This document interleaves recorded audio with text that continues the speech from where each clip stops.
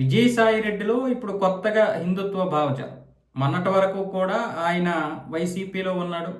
మరి క్రిస్టియన్లకి మంచిగా సపోర్ట్ చేసి హిందుత్వానికి వ్యతిరేకంగా ఉన్నటువంటి వైఎస్ రాజశేఖర రెడ్డి గారు అది ఎక్కడ కనిపించలేదు. ఇప్పుడు నేను ఈ మాటలంటే ఒక్కొక్కడికి నొప్పి వస్తుంది. కానీ ఆయన చాలా వరకు చాప కింద నీరులాగా హిందుత్వానికి వ్యతిరేకం చేశారు. జగన్మోహన్ రెడ్డి కూడా అంతే. బయటికి మాత్రం అందరినీ ప్రేమించినట్లు నటించినా హిందుత్వానికి ఎంత ద్రోహం చేయాలో అందరూ అంత ద్రోహం చేశారు. ఇప్పుడేమొచ్చేసి విజయసాయి రెడ్డి గారు బయటకు వచ్చాక, పార్టీ నుంచి బయటకు వచ్చాక బీజేపీలోకి చేరాలనుకున్నారు. అది కుదరలేదు. ఇప్పుడు కొత్త పార్టీ అంటున్నారు. మళ్ళీ ఇప్పుడు ఇక్కడ మన దీంట్లో హిందుత్వ భావజాలంతో ముందుకు వెళ్తున్నారు. దానికి ఆయన రాజకీయం అరంగేట్రం ఇప్పుడు సాదిక్ ఖాను కేసునే పెట్టుకున్నారు. ఆవిడ సౌజన్య ఎవరైతే లెటర్ రాశారో ఆ లెటరు ఇప్పుడు దృష్టిలో పెట్టుకొని ఆయన తన సోషల్ మీడియా ప్లాట్ఫామ్లన్నింటిలో కూడా పోస్ట్ చేస్తున్నాడు. ఇది ఒక లవ్ జిహాదీ అని చాలా వరకు ప్రచారం చేస్తున్నాడు. అంటే దీన్ని ప్రజల ముందుకు తీసుకెళ్లే ప్రయత్నము, పెద్దల్ని ప్రశ్నించే విధంగా బాగానే ఉంది. దీనికి నేనైతే వ్యతిరేకించను.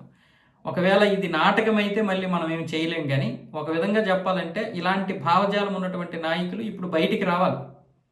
ఇలాంటి వాళ్ళు బయటకు వస్తేనే నిజంగా సమస్యలు తెలుస్తాయి. ఇప్పటి వరకు ఆయన వైసీపీలో ఉన్నారు, నేను కాదని చెప్పను, ఆయన ఏదైనా చేయని, అక్కడ ఏదైతే చేశారు. కానీ ఆయన యొక్క భావజాలం మాత్రం లోపల నుంచి ఈరోజు ఈ విధంగా వచ్చిందంటే కేవలం రాజకీయంగా బలపడదమని మాత్రమే కాదు, అది లోపల లేకుండా బయటికి అంత దీనిగా రాలేరు, బయటికి అంత దీనిగా చెప్పలేరు. ఇది ఒక లవ్ జిహాదీ అని చెప్పలేరు.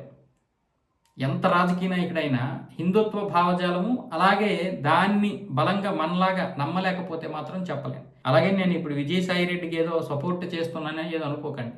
కానీ ఈ విధంగా ఉంటే మాత్రం సపోర్ట్ చేస్తా. అందులో ఎటువంటి సందేహము లేదు.